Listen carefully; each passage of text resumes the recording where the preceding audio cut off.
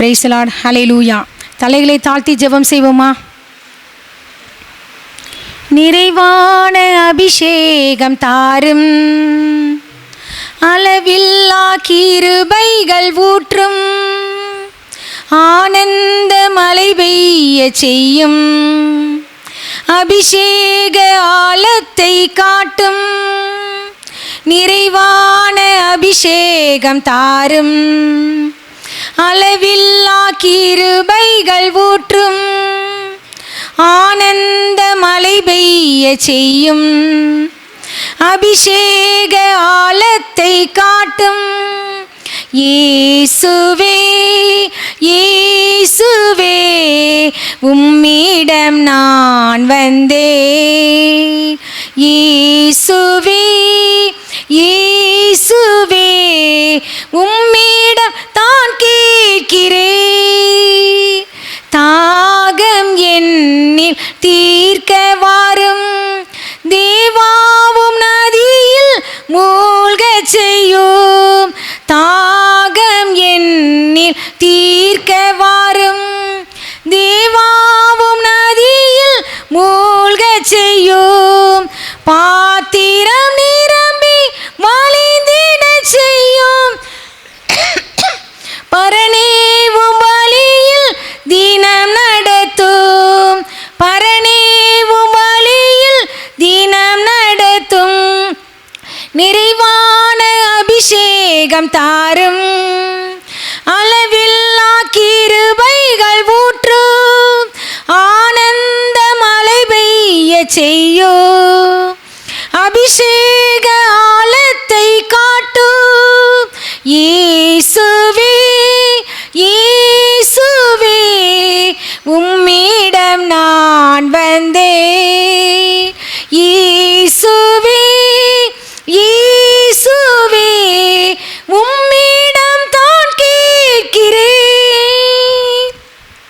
மாம்ச சிந்தை மடிய செய்யும், ஆவியின் சிந்தை வளர செய்யும்.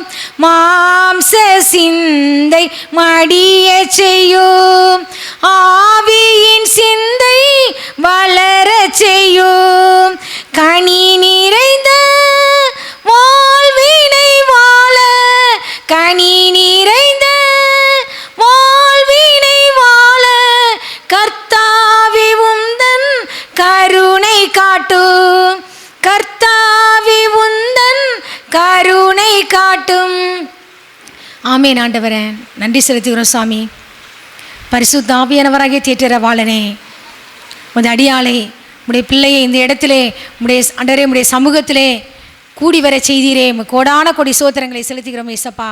நான் இருக்கிறது தேவ கிருபையினாலே இருக்கிறேன் ஆண்டவரே. அவர் எனக்கு அருளிய கிருபை விருதாவாய் இருக்கவில்லை. அவர்கள் எல்லாரிலும் நான் அதிகமாய் பிரயாசப்பட்டேன், ஆகிலும் நான் அல்ல, என்னுடனே இருக்கிற தேவ கிருபையை அப்படி செய்தது. அடியாளின் வலது பார்சத்திலே மகா தீர்க்கதரிசியானவராகிய கர்த்தராகிய இயேசு கிறிஸ்து நின்று கொண்டிருப்பதற்காக நான் நன்றி செலுத்துகிறேன் ஏசப்பா. பரிசுத்த ஆவியானவர் சிங்காசனத்தில் வீற்றிருப்பதற்காக நாங்கள் நன்றி செலுத்துகிறோம். பரிசுத்த பிதா எங்கள் மத்தியில் உலாவிக் கொண்டிருக்கிறதற்காக நன்றி செலுத்துகிறோம். நீர் ஜோதிகளின் பிதா, என்னை ஆட்கொண்ட பிதா, எங்களை ஜெனிப்பித்த கண்மலையாப்பா, ஞான கண்மலையாய் ஒவ்வொரு நாளும் கூட வந்தவர், எங்கள் இருதயத்தின் கண்மலையாய் இருக்கிறவர், எங்களுக்கு எட்டாத உயரமான கண்மலையிலே எங்களை கொண்டு போய் விடுகிற கர்த்தர், சத்துருவுக்கு எதிரே பலத்த துருகமாய் இருந்த கர்த்தர், யுத்த நாளிலே எங்கள் தலையை மூடின கர்த்தர். கடந்த 12 மாதங்களும் பரிசுத்த ஆவியானவர் அடியாளின் குடும்பத்தை, இங்கு வந்திருக்கிற சபை பிள்ளைகள் ஒவ்வொருவர் குடும்பத்தையும், முது ஊழியக்காரர் முது அடியானின் குடும்பத்தையும் வழிநடத்தி வந்தீரே. கண்மணியைப் போல பாதுகாத்து வந்தீரே. உடைய சட்டைகளின் நிழலிலே காப்பாற்றி வழிநடத்தினீரே. நாங்கள் நன்றி செலுத்துகிறோம் சுவாமி. இந்த வேளையிலும் அடியாளை மறைத்து ஆவியானவர் வெளிப்படும்படியாய் நான் ஜெபிக்கிறேன். வார்த்தையானவர் வெளிப்படுவாராக, மாம்சம் சுட்டரிக்கப்படுவதாக. எங்கள் எல்லார் மேலும் ஆட்டுக்குட்டியானவரின் கல்வாரி ரத்தத்தை தெளிக்கிறோம், பரிசுத்தரின் ரத்தத்தை தெளிக்கிறோம் ஏசப்பா. கர்த்தரை பற்றுகிற பயம் ஒவ்வொருவரையும் பற்றி பிடிக்கட்டும் ஏசப்பா. கர்த்தரை எங்களை பிரகாசிப்பிக்கிற தேவனாய் இருக்கிறதற்காக நாங்கள் நன்றி செலுத்துகிறோம். கர்த்தராய் இயேசு கிறிஸ்துவின் நாமத்தினாலே ஜெபித்து ஜெயமடிக்கிறோம் பிதாவே. ஆமேன் ஆமேன். முதலாவது, இந்த இடத்திற்கு ஆண்டவர் அடியாளை அழைத்து வந்ததற்காக நான் ஆண்டவருக்கு, நான் இயேசு மகாராஜாவுக்கு நான் கோடான கோடி சோத்திரங்களை செலுத்துகிறேன். அடுத்தபடியாக அன்பு ஐயாவுக்கும், கனத்திற்குரிய ஐயா அவர்களுக்கும், சபை மூப்பர்களுக்கும், எல்லா பிள்ளைகளுக்கும் கர்த்தராகிய இயேசு கிறிஸ்துவின் நாமத்தில் என் அன்பின் வணக்கங்களையும் நான் வாழ்த்துக்களையும் நான் தெரிவித்துக் கொள்கிறேன். தேவனுடைய வார்த்தைக்கு நேராய் நாம் கடந்து செல்லலாமா? தேவ சமூகத்தில் கூடி வந்திருக்கிற உங்கள் ஒவ்வொருவருக்கும் நம்முடைய பிதாவாகிய தேவனாலும் கர்த்தராகிய இயேசு கிறிஸ்துவினாலும் இந்த காலை வேளையிலே கிருபையும் இரக்கமும் சமாதானமும் உண்டாவதாக என்று சர்வ வல்லமையுள்ள தேவனுடைய ஊழியக்காரியாய் நான் வாழ்த்துகிறேன். யோவான் எழுதின சுவிசேஷம் 1ஆம் அதிகாரம் 9ஆம் வசனம். யோவான் 1:9.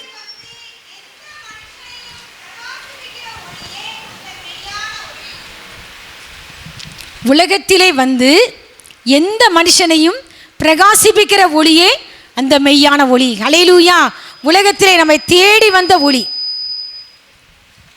நம்மை பிரகாசிப்பிக்கிற ஒளி, மெய்யான ஒளி. எந்த மனுஷனையும் அவர் பிரகாசிப்பார். அடிமையோ, சுயாதீனனோ, பணக்காரனோ, ஏழையோ, முட்டாளோ, கூமுட்டையோ, ஞானியோ, எல்லாரையும் கர்த்தர், அவரிடத்தில் வருகிற ஒவ்வொரு பிள்ளைகளையும் கர்த்தர் பிரகாசிப்பிக்கிற தேவனாய் இருக்கிறார். அதனால நம்ம யாரையுமே என்ன செய்யக்கூடாதுப்பா, அற்பமாய் எண்ணக்கூடாது. ஆமென். ஆனால் தாவீது ராஜா சொல்றாரு, எவரையும் மேன்மைப்படுத்தவும் பலப்படுத்தவும் உம்முடைய கரத்தினால் ஆகும். அல்லேலூயா! யாரையும் அவர் மேன்மைப்படுத்திடுவார்ப்பா, நினைச்சா யாரையும் பலப்படுத்திடுவார். காரணம், அவருடைய வலதுகரம் பலத்தினால் மகத்துவம் சிறந்திருக்கிறது. அவருடைய வலதுகரம் பகைஞனை நொறுக்கிவிட்ட கரம், அவருடைய வலதுகரம் அணைத்துக் கொள்கிற கரம். அவர் இடத்துக்கே நம் தலையின் கீழ் இருக்கிறதற்காய் நாம் நன்றி செலுத்துவோமா? எந்த மனுஷனையும் பிரகாசிப்பிக்கிற ஒளி. எதியா ஒளி? ஆதியிலே வார்த்தை இருந்தது, அந்த வார்த்தை தேவனிடத்தில் இருந்தது, அந்த வார்த்தை தேவனாய் இருந்தது, அந்த வார்த்தை மாம்சமாகி கிருபையினாலும் சத்தியத்தினாலும் நிறைந்தவராய் நமக்குள்ளே வாசமணினார். அவருக்குள் ஜீவன் இருந்தது, அந்த ஜீவன் மனுஷருக்கு ஒளியாய் இருந்தது. ஹல்லேலூயா! அவருக்குள் இருந்த ஜீவன், அதுதான் மனுஷருக்கு ஒளி. அந்த ஒளி இருளிலே பிரகாசிக்கிறது. இருளானது அதை பற்றி கொள்ளவில்லை. ஆண்டவரை ஏதாவது ஒளி பற்றி கொள்ள முடியுமா? பற்றி கொள்ள முடியாது. இருள் பற்றி கொள்ள முடியுமா? முடியாது. எந்த மனுஷனையும் பிரகாசிப்பிக்கிற ஒளி, உலகத்திலே வந்த ஒளி. சகரியா சொல்கிறார், அந்த காலத்திலும் மரண இருளிலும் உட்கார்ந்து இருக்கிறவர்களுக்கு வெளிச்சம் தர வந்த ஒளி. அல்லேலூயா! மரண இருள எத்தனை பேர் உட்கார்ந்து இருக்கிறாங்க. ஏசாயா தீர்க்கன் சொல்கிறார், இருளில் நடக்கிற ஜனங்கள் பெரிய வெளிச்சத்தை கண்டார்கள். மரண இருளின் திசையில் குடியிருக்கிறவர்களின் மேல் வெளிச்சம் பிரகாசித்தது. நம்ம ஒவ்வொருத்தரும் ஆண்டவரை பார்த்து கேட்கணும், ஆண்டவரே, என் கணவர், என் பிள்ளைங்க மரண இருளில் உட்கார்ந்து இருக்கிறாங்க. ஆண்டவரே, நீர் மரண இருளில் உட்கார்ந்து இருக்கிறவர்களுக்கு வெளிச்சம் தர வந்தவரே. எந்த மனுஷனையும் பிரகாசிப்பிக்கிற ஒளியே, மெய்யான ஒளியே, என் பிள்ளைய பிரகாசிப்பீங்க ஆண்டவரே, என் கணவரை பிரகாசிப்பீங்க ஆண்டவரே. தாவீது ராஜா சொல்லும்போது சொல்கிறார், கர்த்தர் நம்மை பிரகாசிப்பிக்கிற தேவனாய் இருக்கிறார். அல்லேலூயா! சிமியோன் சொல்லும்போது சொல்கிறார், குழந்தையை தன் கைகளில் ஏந்தி கொண்டு புறஜாதிகளுக்கு பிரகாசிக்கிற ஒளி. அல்லேலூயா! உம்முடைய இரட்சணியத்தை என் கண்கள் கண்டதே, உம்முடைய இரட்சணியத்தை என் கண்கள் கண்டதே. சகரியா சொல்லும்போது ரொம்ப அழகா சொல்வார், அந்த காலத்திலும் மரண இருளிலும் உட்கார்ந்து இருக்கிறவர்களுக்கு வெளிச்சம் தரவும் நம்முடைய கால்களை சமாதானத்தின் வழியிலே நடத்தும்படியாக உன்னதத்திலிருந்து தோன்றிய அருணோதயம் நம்மை சந்தித்திருக்கிறது. அல்லேலூயா! அவர் யார்? உன்னதத்திலிருந்து தோன்றிய அருணோதயம். எல்லாரையும் சந்திச்சாரா? நம்ம சந்திச்சதுப்பா, நம்ம சந்திச்சது. என் தேவன் தம்முடைய கிருபையினால் என்னை சந்திப்பார். எத்தனையோ நல்ல மனிதர்கள் இருக்காங்க, அவங்க மேல அந்த கிருபை கிடைக்கல, நம்மளுக்கு கிருபை கிடைச்சதப்பா. எப்படியெல்லாம் ஆண்டு நம்மளை பிரகாசிப்பிக்கிறார் தெரியுமா? பிரசங்கி 8:1 சொல்லப்பட்டிருக்கு, மனுஷனுடைய ஞானம் அவன் முகத்தை பிரகாசிக்க பண்ணும், அவன் முகத்தின் மூர்க்கம் மாறும். ஒரு மனிதனுக்கு கர்த்தர் கொடுக்கிற ஞானம் அவன் முகத்தை பிரகாசிக்க பண்ணும். சாலமனுடைய முக தரிசனத்தை, சாலமனுடைய முகத்தை பார்க்கும்படிக்கு எல்லா ராஜாக்களும் சகல ஜாதிகளும் தேடி வந்தாங்கப்பா. அவன் இருதயத்திலே கர்த்தர் அருளின ஞானத்தை கேட்கும்படியாய். காரணம், மனுஷனுடைய ஞானம் அவன் முகத்தை பிரகாசிக்க பண்ணும். ஆண்டவர்கிட்ட நம்ம கேட்கணும், ஆண்டவரே என் முகத்தை நீங்க பிரகாசிக்க பண்ணுங்க ஆண்டவரே. உடைய வசனத்தின் பிரசித்தம் வெளிச்சம் தந்து பேதைகளை உணர்வுள்ளவர்களாக்கும். சமையல் செய்வதற்கு ஞானம், குடும்பத்தை நடத்துவதற்கு ஞானம், ஊழியம் செய்வதற்கு ஞானம், மற்றவரிடத்தில் பேசுவதற்கு ஞானம். அதான் ஏசாயா தீக்கன் 11:1 சொல்கிறார், ஞானத்தையும் உணர்வையும் அருளுகின்ற ஆவியானவர். அல்லேலூயா. ஆண்டவரே ஞான கண்மலையாய் நம்மோடு நடந்து வருகிற கர்த்தர். இரண்டாவதாக நம்ம முகம் எப்போ பிரகாசிக்கும் தெரியுமா? யாத்திராகமம் 34 அதிகாரம் 28, 29.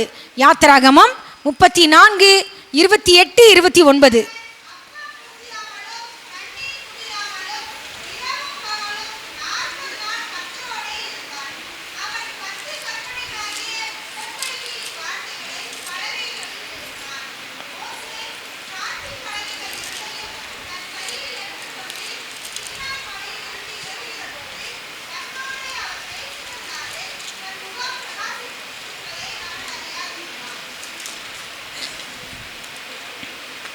இன்னொரு முறை யாத்திராகமம் 34, 20. இருங்க சிஸ்டர் ஒரு நிமிஷம். ஆண்டவருடைய வார்த்தை கூறுகிறது 34, 28. அங்கே அவன் அப்பம் புசியாமலும் தண்ணீர் குடியாமலும் இரவும் பகலும் 40 நாள் கர்த்தரோடே இருந்தான். அல்லேலூயா. நீ கர்த்தரோடு இருக்கிறவங்க முகம். இந்த வார்த்தையை கவனிச்சிங்களா? 40 days நைட் அண்ட் டே அவன் அப்பம் புசிக்கலை, தண்ணி குடிக்கலை. கர்த்தரோடு இருக்கிறவங்களுடைய முகத்தை நீங்கள் பார்த்தீங்கன்னா அவங்க அழகே இல்லாட்டா இருந்தால் கூட அவங்க முகத்தில் ஒரு தெய்வீக அழகு இருக்கும். அல்லேலூயா. ஒரு டிவைன் பியூட்டியை பார்ப்பீங்க. அப்படி திவ்ய சுபாவத்துக்கு பங்குள்ளவர்களாய் நம்ம எல்லாரும் மாறணும்ப்பா. அழகாக இருப்பாங்க, ஆனால் இருதயத்தில் அழகு இருக்காது. ஆண்டவர் எதிர்பார்க்கிற அழகு என்ன தெரியுமா? சாந்தமும் அமைதலும் உள்ள ஆவியாகிய இருதயத்தில் மறைந்திருக்கிற குணம் அவனுக்கு அலங்காரமாய் இருக்க கடவுது. அதுவே தேவனுடைய பார்வையில் விலையேற பெற்றது. நீ கர்த்தரோடு கூட இருப்பாயா? இரவும் பகலும் கர்த்தரோடு கூட இருப்பாயா? குட்டீஸ் பேசக்கூடாது. இரவும் பகலும் நீ கர்த்தரோடு இருக்கிற வாழ்க்கை வாழ்வாயா? ஆசாப் சொன்னா, ஆனாலும் நான் எப்பொழுதும் உம்மோடு இருக்கிறேன் ஆண்டவரே, என் வலதுகையை பிடித்து தாங்குகிறீர். கர்த்தரோடு இருக்கிற வாழ்க்கை இருக்குதா? கர்த்தரோடு நீங்க இருந்தீங்கன்னா உங்க வலதுகையை பிடிச்சு ஆண்டவர் தாங்குவார்ப்பா. நெக்ஸ்ட் ஆண்டவருடைய வார்த்தையை கூறுகிறது. அடுத்த வசனம் 29. மோசே சாட்சி பலகைகள் 2 தன் கையில் எடுத்துக்கொண்டு சீனாய் மலையிலிருந்து இறங்குகிற போது தன்னோடு அவர் பேசினதினாலே அவனுக்கே தெரியல, அவன் முக பிரகாசமா இருக்கு. அல்லேலூயா. எதனால? கர்த்தர் பேசினதினாலே, தன்னோட கர்த்தர் பேசினதினாலே, கர்த்தர் உங்களோடு பேசுவதினாலே உங்க முகம் எப்படி இருக்கும்? பிரகாசமா இருக்கும். ஃப்ரெண்ட்ஸ்ல ரொம்ப நேரம் பேசிட்டு இருந்தா முகம் பிரகாசமா இருக்குமா? இருக்காது. நீ யாரோடு பேசிக்கொண்டிருக்கிறாய்? தேவனோடு அதிக நேரத்தை செலவிடுகிறோமா? கர்த்தரோடு அதிக நேரத்தை செலவிடுகிறோமா? மோசே 40 நாள் இரவும் பகலும் கர்த்தரோடே இருந்தான். இந்த வார்த்தை எனக்கு ரொம்ப பிடிச்சிருக்கு. அல்லேலூயா. கர்த்தரோடு இருக்கிறவங்க முகம் பிரகாசமா இருக்கும். அல்லேலூயா. தன்னோடே அவர் பேசினதினாலே அவன் முகம் பிரகாசித்திருப்பதை அவன் அறியாதிருந்தான். நம்மளுக்கே தெரியாத ஒரு பிரகாசம். அல்லேலூயா. மோசேயின் முகத்திலே மகிமை பிரகாசம் காணப்பட்டது. அவன் மரணத்துக்கு ஏதுவான ஊழியத்தை செய்த மோசேயினுடைய முகத்திலே மகிமை பிரகாசம் காணப்பட்டது என்றால் நிலைத்திருக்கிற ஊழியம், இது ஆவிக்குரிய ஊழியம், எவ்வளவு அதிக மகிமையுள்ளதாக இருக்கும். பவுலையா அப்படி சொல்கிறார். இது ஆக்கினை தீர்ப்பு கொடுக்கிற ஊழியம் அல்ல, ஒளிந்து போகிற மகிமையுடைய ஊழியம் அல்ல, இது நிலைத்திருக்கிற ஊழியம், இது ஆவிக்குரிய ஊழியம், இது கனத்திற்குரிய ஊழியம். நாம் எல்லாரும் திறந்த முகமாய் கர்த்தருடைய மகிமையை கண்ணாடியிலே காண்கிறது போல கண்டு ஆவியாயிருக்கிற கர்த்தரால் அந்த சாயலாகத்தானே மகிமையின் மேல் மகிமை அடைந்து மறுரூபப்படுகிறோம். ஒவ்வொரு நாளும் நம்முடைய வாழ்க்கை எப்படி இருக்கணும்? பிரைட்டர், மோர் பிரைட்டர், மோர் பிரைட்டர். இன்னைக்கு என் மேல கர்த்தர் வச்ச மகிமை நேற்ற க்ளோரியோட இன்னைக்கு பெருசா இருக்கணும். Hallelujah. Today's glory is greater than yesterday. நாளை இதை விட கூடிக்கிட்டே போகணும். பலத்தின் மேல் பலன், கிருபையின் மேல் கிருபை, மகிமையின் மேல் மகிமை அடைகிற அனுபவம். யாருக்கு அந்த அனுபவம் கிடைக்கும்? கண்ணாடிங்கிறது தேவனுடைய வார்த்தை. நாம் எல்லாரும் திறந்த முகமாய் கர்த்தருடைய மகிமையை கண்ணாடியிலே காண்கிறது போல கண்டு ஆவியாய் இருக்கிற கர்த்தரால் அந்த சாயலாகத்தானே மகிமையின் மேல் மகிமை அடைந்து மறு உருவப்படுகிறோம். மனுஷன் முகத்தை பார்ப்பான், கர்த்தரோ இருதயத்தை பார்க்கிறார். மனுஷன் பார்த்த உடனே உங்க அழகா இருக்காங்களா நீங்க அப்படி பார்ப்பீங்க. ஆனா ஆண்டவர் சரீர வளர்ச்சியோ தோற்றத்தையோ எதையும் பார்க்கிறவர் அல்ல. அவர் உங்களை காண்கிற தேவன். ஐயா, உன்னை காண்கிற தேவன், உன் கண்ணீரை காண்கிற தேவன், உன் சூழ்நிலைகளை அறிந்திருக்கிற தேவன். தாவீது ராஜா சொல்கிறார், என் ஆவி என்னில் தேங்கும் போது நீர் என் பாதையை அறிந்திருக்கிறீர். உங்கள் ஆவி தேங்குகிற நேரம் உண்டு. ஒருவர் உங்கள் பாதையை அறிந்திருக்கிறார், அவர்தான் என் கர்த்தர். நீ பாதாளத்தில் படுக்கை போட்டாலும் கர்த்தர் உன்னோடு கூட இருப்பார். நீ வானத்திற்கு ஏறினாலும் கர்த்தர் கூட இருப்பார். உங்கள் உட்கார்தலையும் எழுந்திருக்கதையும் அறிந்திருக்கிற கர்த்தர், நம் நினைவுகளை தூரத்திலிருந்து அறிகிற கர்த்தர், நடந்தாலும் படுத்திருந்தாலும் சூழ்ந்திருக்கிற கர்த்தர். தாவீது ராஜா சொல்கிறார், உடைய ஆவிக்கு மறைவாக நான் எங்கேயா போவேன்? உடைய சமூகத்தை விட்டு நான் எங்கே ஓடுவேன்? உமக்கு இருளும் வெளிச்சமும் சரி ஆண்டவரே, இரவும் பகலை போல வெளிச்சமாய் இருக்கும். மீகா சொன்னார், நான் இருளிலே உட்கார்ந்தாலும் கர்த்தர் எனக்கு வெளிச்சமாய் இருப்பார். என் சத்துருவே எனக்கு விரோதமாய் சந்தோஷப்படாதே, நான் விழுந்தாலும் எழுந்திருப்பேன். அவர் எனக்காக வழக்காடி என் நியாயத்தை விசாரிக்க மட்டும் அவருடைய கோபத்தை சுமப்பேன். அவர் என்னை வெளிச்சத்திலே கொண்டு வருவார், அவருடைய நீதியை பார்ப்பேன். நீங்கள் அப்படி சொல்றீங்களா? நான் கர்த்தருக்கு விரோதமா பாவம் செய்தேன், இருள்ல உட்கார்ந்திருக்கிற சிஸ்டர் சொல்றீங்களா? மீகா தீர்க்கதரிசி போல சொல்லுவோமா, நான் இருளிலே உட்கார்ந்தாலும் கர்த்தர் எனக்கு வெளிச்சமாய் இருப்பார், அவர் என்னை வெளிச்சத்திலே கொண்டு வருவார், அவருடைய நீதியை நான் பார்ப்பேன். எகிப்து தேசத்திலிருந்து புறப்பட்ட நாளில் நடந்தது போலவே உன்னை அதிசயங்களை காணப்படுகிற கர்த்தர், உன் சத்துருக்களுக்கு வெட்கத்தை உடுத்துகிற கர்த்தர், உன் மீதிலோ உன் கிரீடம் பூக்கும், உங்கள் மீதிலோ உங்கள் கிரீடம் பூக்கும். எந்தெந்த இடத்துல தலை குனிஞ்சு நினைங்களோ அதே இடத்திலே கர்த்தர் உங்கள் தலையை நிமிர்ந்து நடக்க பண்ணுவார். அல்லேலூயா. மார்க்கு 5ஆம் அதிகாரமா, மார்க்கு 5:15.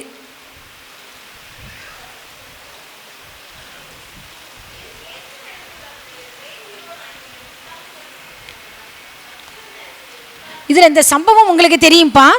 ஏசப்பா கடலுக்கு அக்கறையில் உள்ள கதரேனூருடைய நாட்டில் வந்து சேர்றாரு. ஒரு போட்லேருந்து இறங்கின உடனே, ஏய் குட்டீஸ் என்னப்பா உங்களுக்கு பிரச்சனை, பேசிக்கிட்டே இருக்கீங்க? படவிலிருந்து இறங்கின உடனே அசுத்த ஆவியில் ஒரு மனுஷன் என்ன செய்கிறான், கர்த்தருக்கு எதிராக வாரான். அவருடைய குடியிருப்பு எதில் இருக்கு? கல்லறை தான், வீட்டில் கிடையாதுப்பா. கல்லறைப்பு கூக்குரலிட்டுக்கிட்டே இருப்பான். தன்னைத்தானே கல்லுகளினாலே என்ன செஞ்சுக்கிட்டு இருப்பான், காயப்படுத்திக்கிட்டே இருப்பான். அவனை யாருமே அவனை அடக்க ஒருவனாலும் கூடாது இருந்தது. சங்கிலிகளாலே அவனை கட்ட யாராலையும் முடியாது. அடங்காத பிரச்சனை இந்த நாளில் கர்த்தர் அடங்க வைப்பார். அல்லேலூயா. நம்முடைய பிள்ளைகளை அடக்க முடியலன்னு சொல்லி வந்திருக்கிறீங்களா? அடங்காத பிள்ளைகள், துஷ்ட பிள்ளைங்களா நம்ம குடும்பத்தில் காணப்படுறாங்க இல்லையா? சில காரியத்தில் மாம்ச பலத்தில் போராடவே முடியாதுப்பா. ஆனால் ஆண்டவரால் எல்லாம் முடியும்.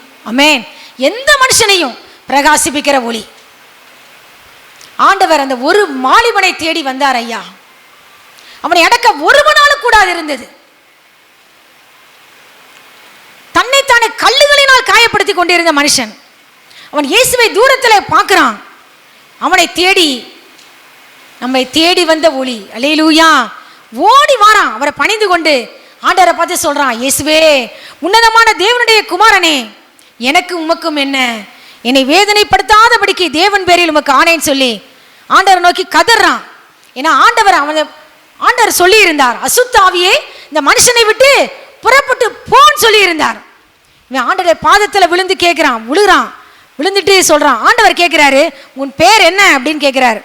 அவன் சொல்கிறான், நாங்கள் அநேகராக இருக்கிறோம், லேகியோன்கிற பேர் சொல்கிறான். அப்போ அந்த லேகியோன் சொல்கிறாப்புல, அந்த திசையிலேருந்து எங்களை என்ன செஞ்சிடாதீங்க, விரட்டிடாதீங்க, அந்த பன்றி கூட்டமெல்லாம் அந்த மேய்ஞ்சிக்கிட்டு இருக்கு, அதில் போகும்படி கட்டளை கொடுங்க ஆண்டவரேன்னு. அது மாதிரி கர்த்தர் கட்டளை கொடுக்கிறார். உயர்ந்த மேட்டிலிருந்து கடலிலே பாய்ந்து எல்லாம் சூசைட் பண்ணிடுது, எல்லாம் செத்துருச்சு. இதை பார்த்தவர்கள் எல்லாரும் போய் பட்டணத்தாருக்கு போய் சொல்லுறாங்க. ஆனால் கர்த்தர் இவனை வேறு மனுஷனாய் மாற்றினார். அல்லேலூயா. ஒருவன் கிறிஸ்துவுக்குள் இருந்தால் புது சிருஷ்டியாய் இருக்கிறான், பழையவைகள் எல்லாம் ஒழிந்து போயின, எல்லாம் புதிதாயின. இவன் எப்படி உட்கார்ந்து இருந்தான் தெரியுமா? வஸ்திரம் தரித்தவனாய். அந்த வசனத்தை வாசிங்க. மார்க் எழுதின சுவிசேஷம் 5ஆம் அதிகாரம் 15ஆம் வசனம். இயேசுவின் இடத்தில் வந்து லேகியோனாகிய பிசாசுகள் பிடித்திருந்தவன் அருகிலே உட்கார்ந்து, வஸ்திரம் தரித்து உட்கார்ந்து, புத்தி தெளிந்திருக்கிறதை கண்டு, ஹல்லேலூயா, கர்த்தர் ஒரு மனிதனுக்கு வாழ்க்கையில வரும் பொழுது வெண்வஸ்திரம் தரிக்கிறார். ஹல்லேலூயா. ஜெயங்கொள்கிறவன் எவனோ அவனுக்கு என்ன தரிப்பிக்கப்படும்? வெண்வஸ்திரம் தரிப்பிக்கப்படும். ஆனா சாத்தான் இடத்துல வரும் பொழுது வஸ்திரம் என்ன செய்யப்படுதுப்பா? உரிக்கப்படுகிறது. வஸ்திரத்தை கழட்டி போடுறான், நம்மளை நிர்வாணமாக்குகிறான். அதான் வெளிப்படுத்தல் 5 சொல்லப்பட்டிருக்கும், இதோ திருடனை போல நான் வருகிறேன், தன் மானம் காணப்படத்தக்கதாக தன் நிர்வாணம் காணப்படாதபடிக்கு தன் வஸ்திரங்களை காத்துக் கொள்கிறவன் பாக்கியவான். கர்த்தர் கொடுத்த வஸ்திரங்களை காத்துக் கொள்கிறவன் பாக்கியவான். இந்த மனிதன் வஸ்திரத்தை இழந்தவனாய் நிர்வாணியாய் இருந்த மனிதன், இந்த வாலிபனை தேடி கர்த்தர் வந்தார். ஐயா, ஒரு மனிதனுக்காக கர்த்தர் வந்தார். தெளிந்த புத்தியை கர்த்தர் கட்டளையிட்டார். பாத தருகே உட்கார்ந்து இருந்தான். அல்லேலூயா. இதுவரை எங்கப்பா இருந்தான்? கல்லறப்பா. செத்தவங்க கல்லறை மேல உட்கார்ந்துட்டு கூக்குரல் இட்டுக்கிட்டு இருந்தான். அநேகர் சங்கிலியால் அவனை கட்டுனாங்க, காயப்படுத்தி பார்த்தாங்க, கட்டவும் முடியல. கட்டுனாலும் உடைச்சு போட்டுருவான். அவனை அடக்க ஒருவனாலும் கூடாது இருந்தது.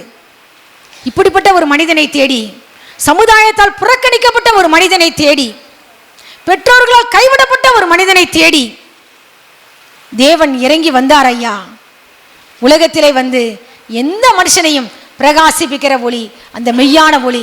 எல்லாரும் ஆச்சரியப்பட்டாங்க. அவன் என்ன கேட்டான் தெரியுமா? ஆண்டவரை பார்த்து, ஆண்டவரே, நான் உங்க கூட இருக்கணும் ஆண்டவரே, உங்க கூட இருக்கணும் ஆண்டவரே, என்னை விட்டுட்டு போயிடாதீங்க, நீங்க போற இடத்துலலாம் நானும் வாரேன். ஆண்டவர் என்ன சொன்னார் தெரியுமா? அதுக்கு ஆண்டவர் உத்தரவு கொடுக்கல, நீ உன் இனத்தார் இடத்துக்கு போ, கர்த்தர் உனக்கு இறங்கி உனக்கு செய்தவைகளெல்லாம் நீ அறிவி மகனேன்னு சொன்னார். அல்லேலூயா. அவன் போய் தெக்கப்போலி என்கிற நாட்டிலே பிரசித்தம் பண்ண தொடங்கினான். அல்லேலூயா. ஒரு பெரிய சுவிசேஷகனாய் மாறினான். ஆனா அந்த பட்டணத்தார் எல்லாரும் எங்களை விட்டு போயிருங்கன்னு சொன்னாங்க. ஆனா மறுமுறை கர்த்தர் அந்த இடத்துக்கு திரும்பி வரும் பொழுது எல்லாரையும் கூட்டிட்டு வந்துட்டாயா.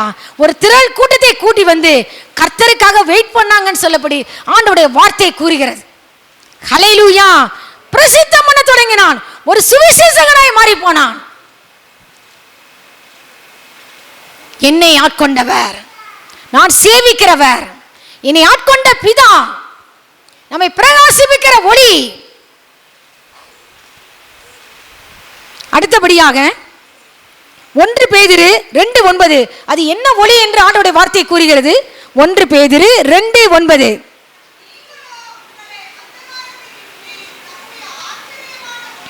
நீங்களோ உங்களை அந்தகாரத்தில் நின்று தம்முடைய ஆச்சரியமான ஒளியின் இடத்திற்கு வரவழைத்தவருடைய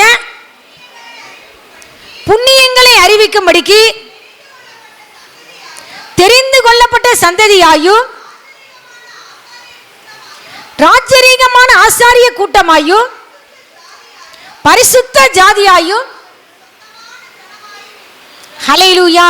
அவருடைய ஒளி முதல் நம்ம பார்த்தோம், உலகத்திலே வந்த ஒளி, எந்த மனுஷனையும் பிரகாசிப்பிக்கிற ஒளி, அது மெய்யான ஒளி, உன்னதத்திலிருந்து தோன்றிய அருணோதயம், புறஜாதிகளுக்கு பிரகாசிக்கிற ஒளி. இப்போ நம்ம பார்க்கிறோம், அது ஆச்சரியமான ஒளி. அல்லேலூயா. அவர் வழிகள் ஆச்சரியமானது, அவருடைய வாயிலிருந்து லூக்கா எழுதின சுவிசேஷம் 4ஆம் அதிகாரம் 28ஆம் வசனம் என்ன கூறுகிறது? லூக்கா 4:28. எல்லாரும் இவைகளை கேட்ட பொழுது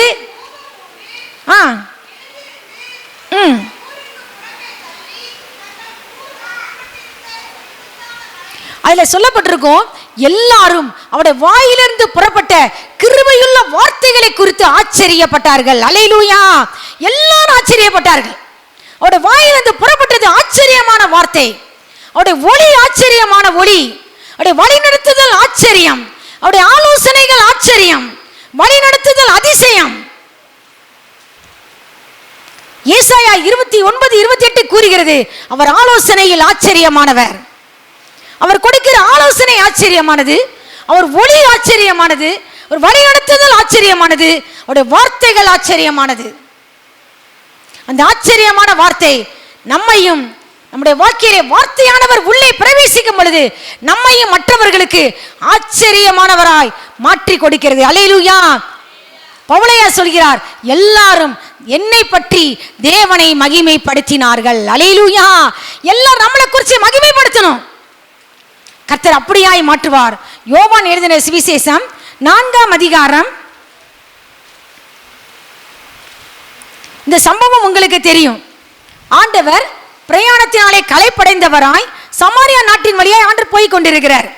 இப்ப யாக்கோபு தன் குமாரனாகிய யோசேப்புக்கு கொடுத்த நிலத்துக்கு அருகே இருந்த சமாரியாவில் உள்ள சீகார் அப்படிங்கிற ஊருக்கு வாரார்.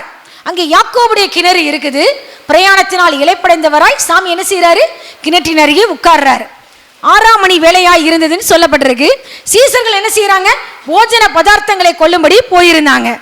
சாமி இந்த ஒரு மனுஷியை தேடி வந்தார்.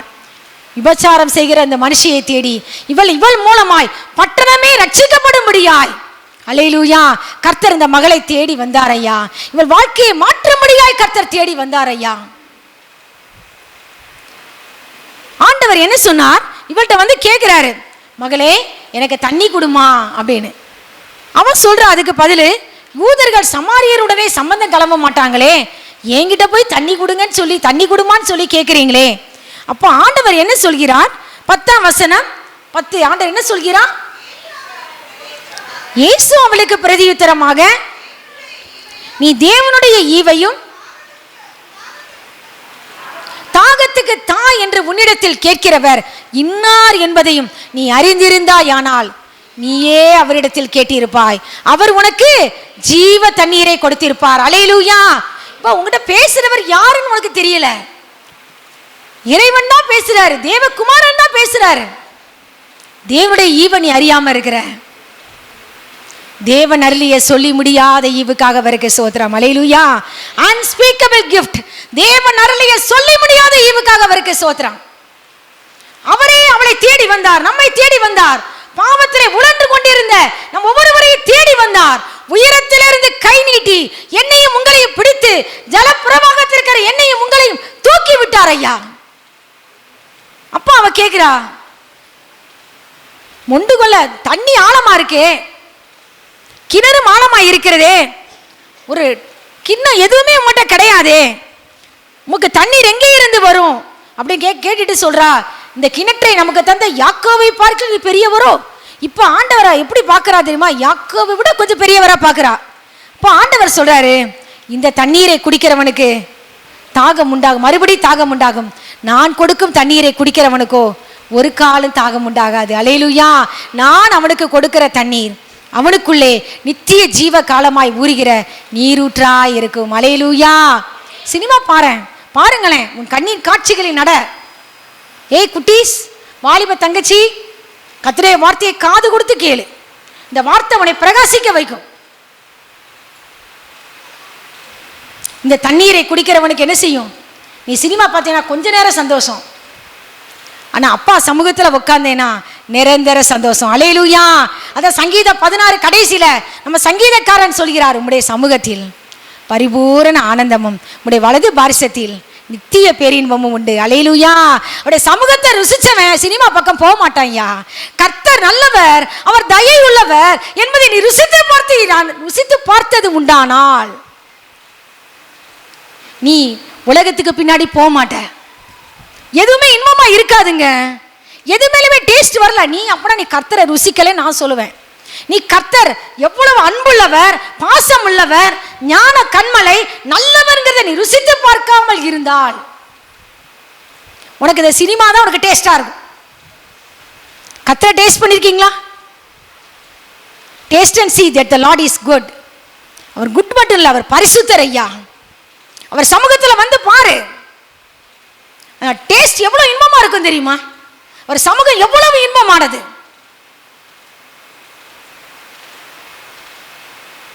சங்கீதக்காரன் சொன்னான், ஒன்றை நான் கேட்டேன் அதையே நாடுவேன். நான் கர்த்தருடைய மகிமையை நான் பார்க்கணும் ஆண்டவரே. அவருடைய ஆலயத்தில் ஆராய்ச்சி செய்யும்படியாகும் நான் என் ஜீவனுள்ள நாளெல்லாம் உம்முடைய ஆலயத்தில் தங்கி இருப்பதையே நாடுவேன். உம்முடைய பிரசன்னத்தில் தங்கி இருப்பதையே நாடுவேன். ஒரு ராஜா சொல்றான், ஐயா ஆட்டிடையன் சொல்றான், ஆடுகளின் பின்னே அலைந்த என்னை அரியணையில் ஏற்றி அமர்த்தினீரே, நீ அரசனாக உயர்த்தினீரே, உங்க மகிமையை நான் பார்க்கணும். அவன் சொல்றான், இப்படி பரிசுத்த ஸ்தலத்தில் உம்மை பார்க்க நான் ஆசையா இருந்தேன், உமது வல்லமையும் மகிமையும் கண்டேன். பரிசுத்த ஸ்தலத்தில் வந்து யாரை பார்க்க ஆசையா இருக்கிறோம்? கர்த்தரை பார்க்க ஆசையா இருக்கிறோமா? உமது வல்லமையையும் உமது மகிமையும் கண்டேன். ஜீவனை பார்க்கலும் உமது கிருபை நல்லது. என் உதடுகள் உம்மை துதிக்கும்.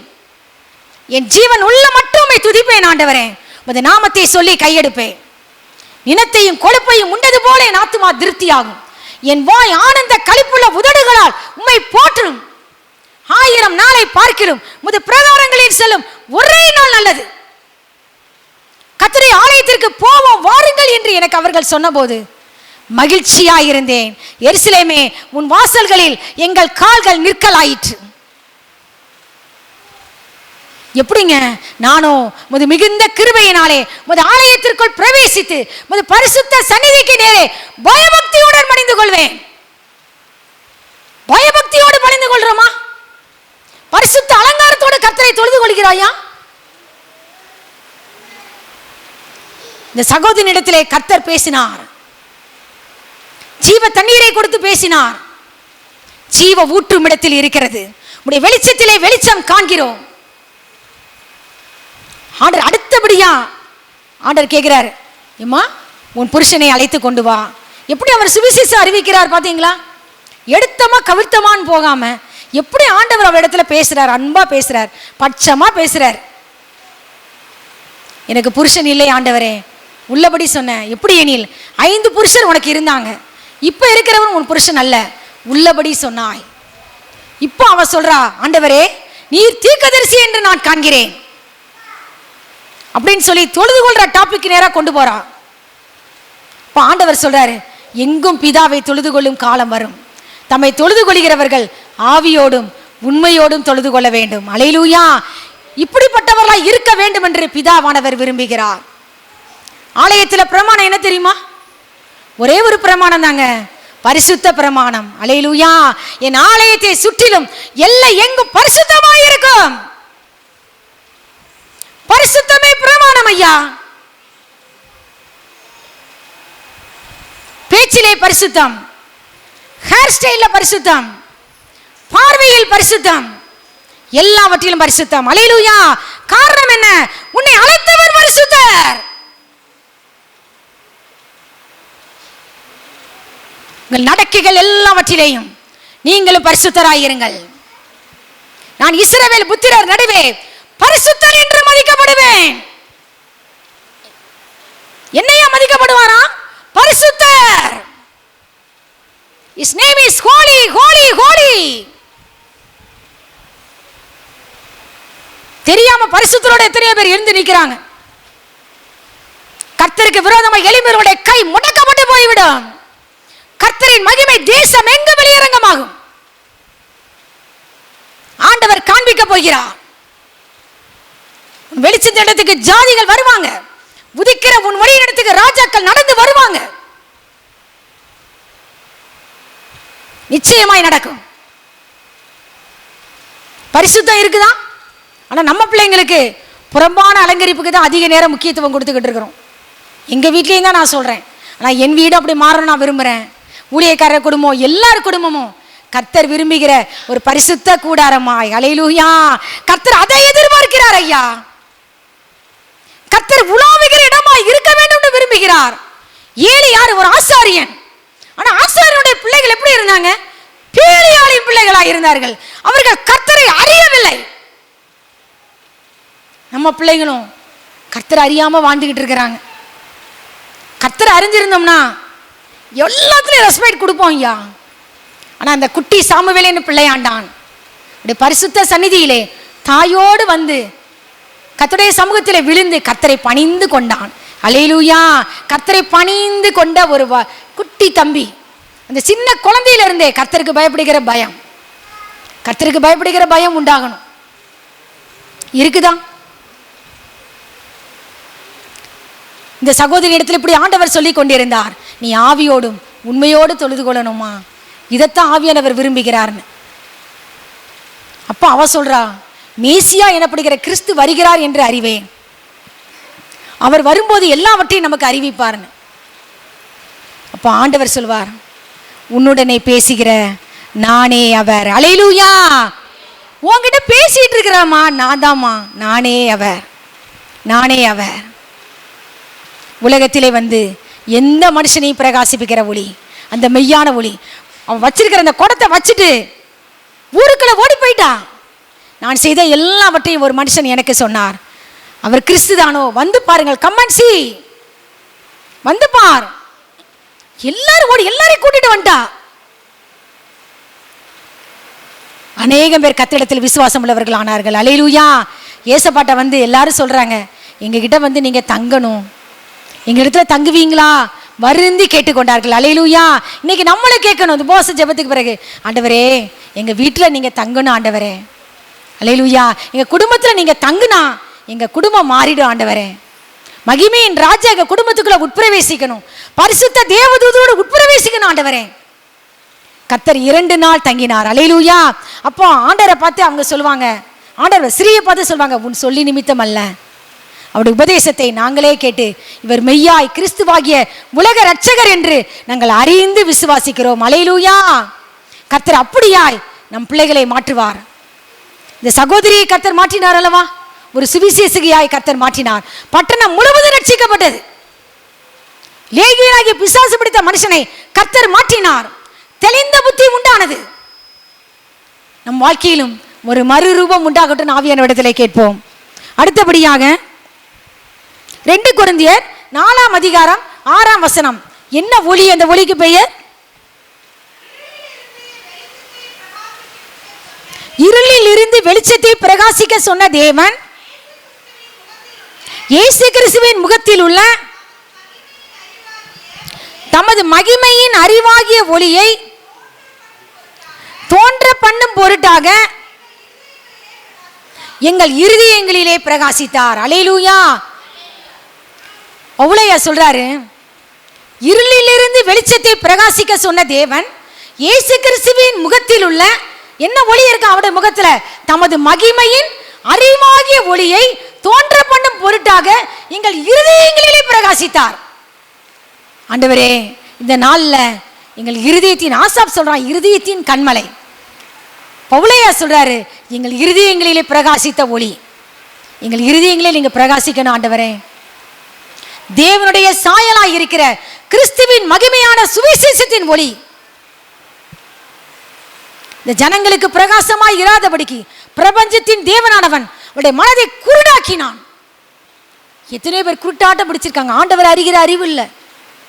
ஆண்டவரே, உடைய மகிமை அறிகிற அறிவு, தமது மகிமையின் அறிவாகிய ஒளியை தோன்ற பண்ணும் பொருட்டாக எங்கள் இருதயங்களில் பிரகாசித்தவரே, எங்கள் பிள்ளைகள் இருதயங்களை பிரகாசிங்க ஆண்டவரே, எங்க வாழ்க்கையை மாற்றுங்க ஆண்டவரே. சங்கீத 18 தாவீது ராஜா சொல்றார் அல்லவா, தேவரீர் என் விளக்கை ஏற்றுவீர், என் தேவனாகிய கர்த்தர் என் இருளை வெளிச்சமாக்குவார்.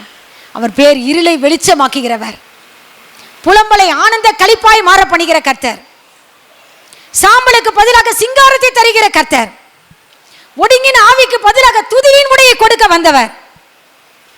இந்த ஒளி யார் வாழ்க்கையில பிரகாசித்தது தெரியுமா? அப்போஸ்தலர் 9ஆம் அதிகாரம் 3ஆம் வசனம். அப்போஸ்தலர் 9ஆம் அதிகாரம் 3ஆம் வசனம். அவன் பிரயாணமாய் போய்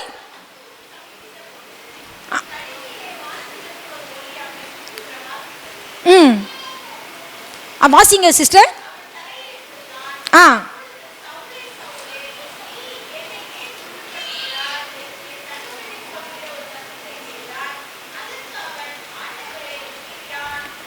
அதாவது நீங்க சவுலை கேள்விப்பட்டிருப்பீங்க. அவன் கர்த்தருடைய சீசரை பயமுறுத்தி கொலை செய்யும்படி சீறி பிரதான ஆசாரியரிடத்துக்கு போறான். இந்த மார்க்கத்தாராகிய புருஷரை ஆகிலும் ஸ்திரீகளை ஆகிலும் நான் கண்டுபிடித்தால் அவர்களை கட்டி எருசலேமுக்கு கொண்டு வரும்படி தமஸ்குவில் உள்ள ஜெப ஆலயங்களுக்கு என்ன செஞ்சானா, நிருபங்களை கேட்டு வாங்குறான். தேவனுடைய ஜனங்களுக்கு மிகுந்த உபத்திரவத்தை கொடுத்த ஒரு மனிதன் அவன்தான் சவுல். ஆனா கர்த்தர் அவனை பவுலாய் மாற்றினார். அல்லேலூயா. தலைகீழாய் ஆண்டவர் மாற்றினார். சடிதியிலே என்ன நடந்தது? 3வது வசனம்.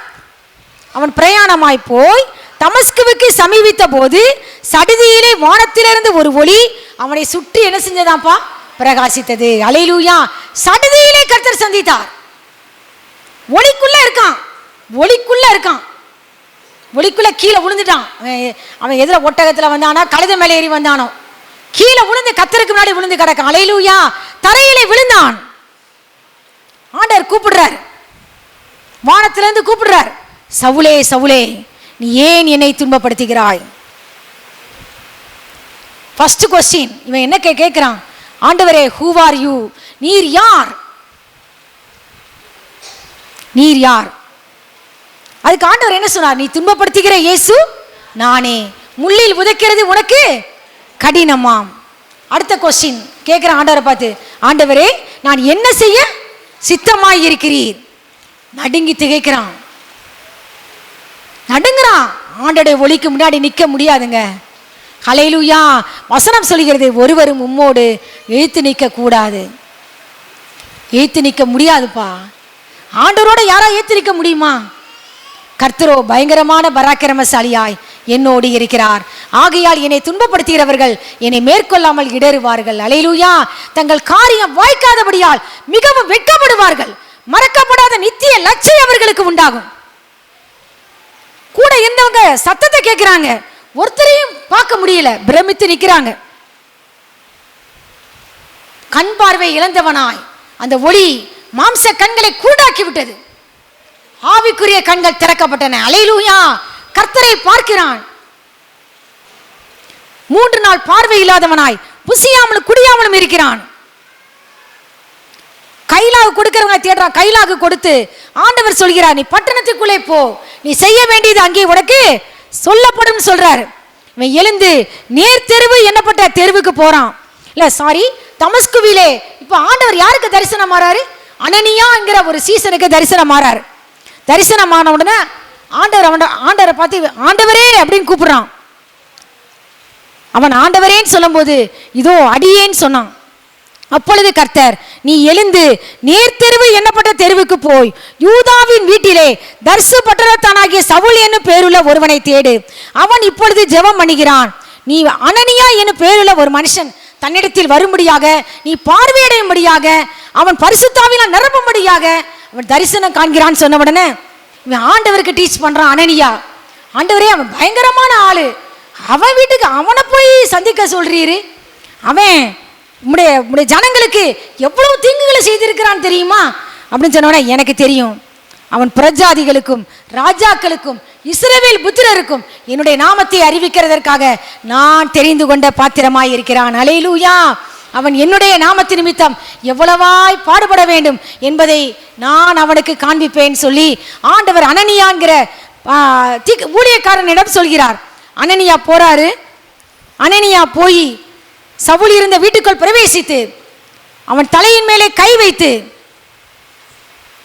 சவுலே நீ பார்வையடையும் படிக்கும், பரிசுத்த ஆவியினால் நீ நிரப்பப்படும் படிக்கும், நீ வந்த வழியிலே தரிசனமான இயேசு என்னை அனுப்பினார் அப்படின்னு சொன்ன உடனே அவன் கண்களிலிருந்து என்ன விழுந்துச்சு தெரியுமா? மீன் செதில்கள் விழுந்தது. அல்லேலூயா. உடனே அவன் பார்வையடைந்து எழுந்திருந்து ஞான ஸ்நானம் பெற்றான். அல்லேலூயா. தண்ணீரிலே மூழ்கி முழுக்கு ஞான ஸ்நானம் எடுத்தான். கர்த்தருடைய வார்த்தைக்கு கீழ்ப்படிந்து. அல்லேலூயா. கீழ்ப்படிந்தான், பிரசங்கம் பண்ணினான், இயேசுவே கிறிஸ்து என்று திருஷ்டாந்தப்படுத்தினான். எல்லாரும் பயப்படுறாங்க. இவ்வளவு நாள் கர்த்தருடைய நாமத்தை குறித்து பயங்கரமா பேசிக்கிட்டு இருந்தான், இவன் திருப்பி பேசுறானேன்னு சொல்லி எல்லாரும் பயந்தாங்க. ஆனா பர்னபா அவனை ஏற்றுக்கொண்டு எருசலேமில் இருக்கிற அப்போஸ்தலரிடத்திலே கூட்டு கொண்டு போய் அவனை விட்டு கர்த்தர் தரிசனமான விதத்தை சொன்ன உடனே எல்லாரும் அவனை ஏற்றுக்கொண்டாங்க. அல்லேலூயா. ஆனால் யூதர்கள் மாத்திரம் அவனை கொலை செய்யும்படி ஆலோசனை பண்ணினார்கள். ஆனால் கர்த்தர் இவனை எப்படி மாற்றினார் தெரியுமா? இவனுடைய நிருபங்களை நீங்கள் பார்க்கும் பொழுது மற்றவங்களை பார்த்து இவர் சொல்வார், என் சிறு பிள்ளைகளே, கிறிஸ்து உங்களிடத்தில் உருவாகும் அளவும் உங்களுக்காக நான் மறுபடியும் கர்ப்ப வேதனைப்படுகிறேன். அல்லேலூயா. அவர் சொல்ற ஒவ்வொரு வார்த்தையும் கர்ப்ப வேதனைப்பட்டு ஜெபிக்கிற ஜெபம். அப்படி கர்த்தர் தலைகீழாய் மாற்றிவிட்டார். 14 நிருபங்களை எழுதும்படி செய்தார். அல்லேலூயா. அகிரிப்பா ராஜா முன்னாடி போய் நிற்கிறாரு. ராஜாவே, உங்க தீர்க்கதரிசியை தெரியுமா? தெரியும். அவன் உடனே சொல்றான், நான் கிறிஸ்தவன் ஆகிறதுக்கு கொஞ்சம் குறைய இல்லை, நல்லா சம்மதிக்கிற வைக்கிறப்பா, நீ கிறிஸ்தவனா ஆக்கி விட்டுருவே போல, கொஞ்சம் குறைய இல்லை, முழுவதும் நீர் என்னை போலவே மாற வேண்டும் என்று நான் ஆண்டவிடத்தில் வேண்டுகிறேன். அல்லேலூயா. பவுலையா சொன்ன வார்த்தை, உங்களின் நற்கிரியை தொடங்கினவர் அதை இயேசு கிறிஸ்துவின் நாள் பரியந்த முடிய நடத்தி வருவீர் என்று நம்பி நான் உங்களை சோதரிக்கிறேன். அவர் தலைகீழாய் ஆண்டவர் மாற்றிவிட்டார்.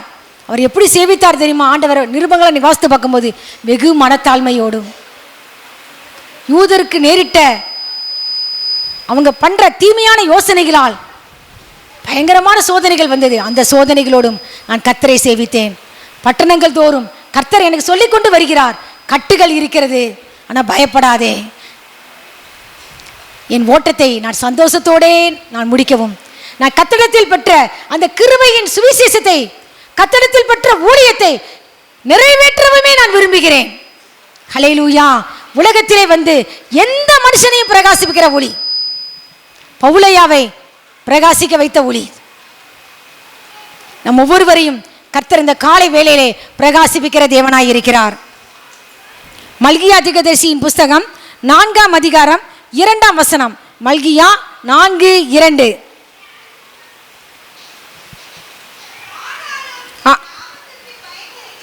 ஆனாலும் என் நாமத்துக்கு பயந்திருக்கிற உங்கள் மேல்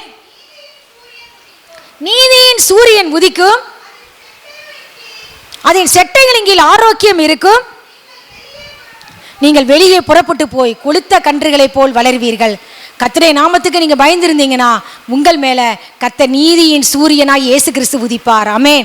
அவர் செட்டைகள் ஆரோக்கியமான செட்டைகளால் இந்த மத்தியான வேளையிலே உங்களை மூடுவாராக. நீங்கள் வெளியே புறப்பட்டு போய் கொளுத்த கன்றுகளை போல் வளர்வீர்கள். அல்லேலூயா. தீமோத்தேயுவுக்கு எழுதும்போது பவுலையா சொல்கிறார், ஒருவரும் சேரக்கூடாத ஒளியில் வாசம் பண்ணுகிற கர்த்தர். அல்லேலூயா. அந்த ஒளி ஒருவரும் சேரக்கூடாத ஒளி, மனுஷரில் ஒருவரும் கண்டிராதவரும் காணக்கூடாதவருமாய் இருக்கிற கர்த்தர். பவுலையா சொல்வார், சூரியனுடைய பிரகாசத்திலும் அதிகமான ஒளி, அது பேரொளி, வானத்திலிருந்து இறங்கி வந்த ஒளி, என்னை சுற்றி பிரகாசித்த ஒளி.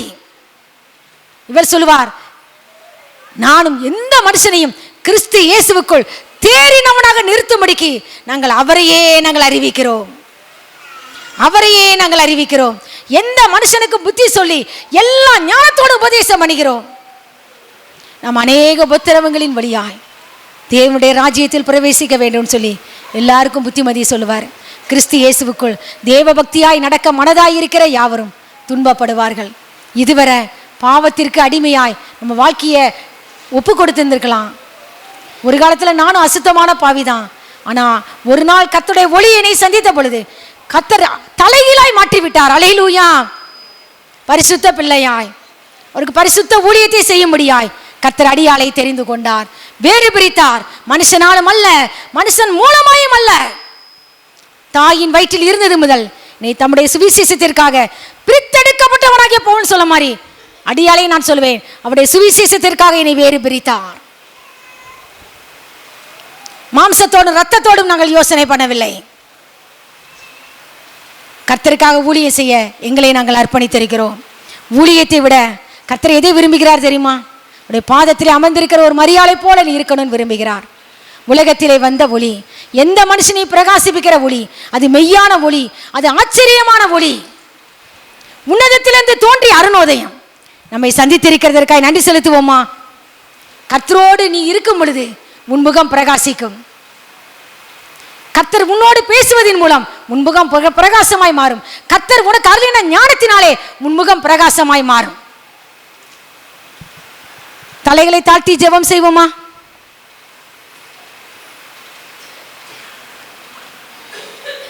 ஆண்டவரே, உம்முடைய வார்த்தைகளை தியானிக்க ஆவியானவர் எங்களுக்கு கொடுத்த அளவில்லாத இரக்கங்களுக்காய் கிருபைகளுக்காய் நாங்கள் நன்றி செலுத்துகிறோம் ஏசப்பா. இங்கே வந்திருக்கிற நம்முடைய பிள்ளைகள் ஒவ்வொருவரையும் குருவானவர் குடும்பம், மூப்பர்கள் குடும்பம், அடியாளி குடும்பம், உலகம் முழுவதும் இருக்கிற எல்லா பரிசுத்தவான்கள் குடும்பங்களையும் உடைய சமூகத்திலே தாழ்த்தி அர்ப்பணிக்கிறோம் ஏசப்பா. வருடத்தின் இறுதியில் நாங்கள் வந்திருக்கிறோம் ஏசப்பா. உடைய சமூகத்திலே நிற்கிறதே உடைய பெரிய கிருபை அப்பா. உடைய கிருபையினாலே நாங்கள் நின்று கொண்டிருக்கிறோம். கர்த்தாவே, உடைய தயவினால் நீர் எங்கள் பர்வதத்தை திடமாய் நிற்க பண்ணியிருந்தீர். உடைய முகத்தை நீர் மறைத்து கொண்ட போதோ நாங்கள் கலங்கினவர்கள் ஆனோம் ஆண்டவரே. உடைய கோபம் ஒரு நிமிஷம், உடைய தயவோ நீடிய வாழ்வாண்டவரே. உலகத்திலே வந்து எந்த மனுஷனையும் பிரகாசிப்பிக்கிற ஒளி ஆண்டவரே, மெய்யான ஒளி ஆண்டவரே. எங்கள் குடும்பத்தில் இருக்கிற எங்கள் ஒவ்வொருவரையும் பிரகாசிப்பிக்கிற தேவனாய் நீர் இருக்கிறதற்காக நாங்கள் நன்றி செலுத்துகிறோம். நீதிமான்களுடைய பாதையை போல நடுப்பகல் வரைக்கும் அதிகமாய் பிரகாசிக்கிற சூரிய பிரகாசம் போல எங்கள் பாதை மாறட்டும் ஏசப்பா. ஆரோக்கியமான செட்டைகளால் எங்களை மூடுகிறதற்காக நன்றி செலுத்துகிறோம். சகல கனமும் துதியும் மகிமையும் ஒருவருக்கே செலுத்துகிறோம். கர்த்தராகிய இயேசு கிறிஸ்துவின் நாமத்தினாலே ஜெபித்து ஜெயமடிக்கிறோம் பிதாவே. ஆமேன் ஆமேன்.